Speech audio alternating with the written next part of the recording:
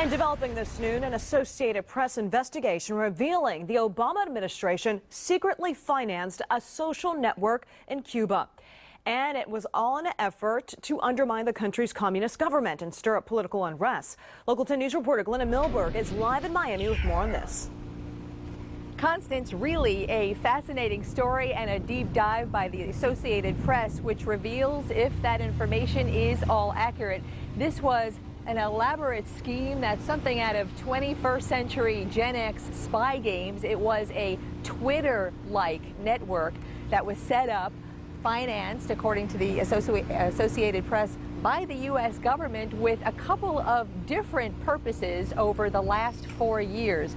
This was something that at its peak, some 40,000 cell phone users in Cuba were actually subscribed to, and by all accounts, thrilled that they had this little social network that they had never had before, complete just like Twitter, of things that they could tweet out and followers that they could get. And it was something that they really loved, a social media network that was unheard of prior to this in Cuba.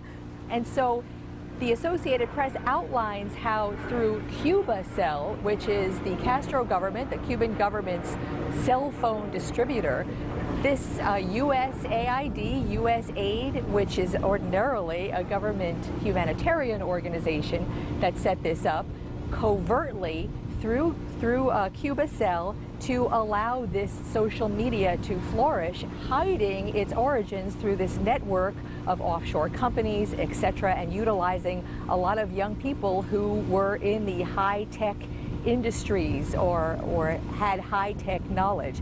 So what the original purpose was, it began as true social media with kind of benign topics. Eventually, what the purpose was said to be was to send out messages and get all of these people, 40,000 people, to foment unrest on the island. It is out of business and out of money, according to AP. No response from the U.S. government yet, but there is a State Department briefing this afternoon, so maybe we will have that later on. I'm Glenna Milberg reporting live in Miami. Local 10.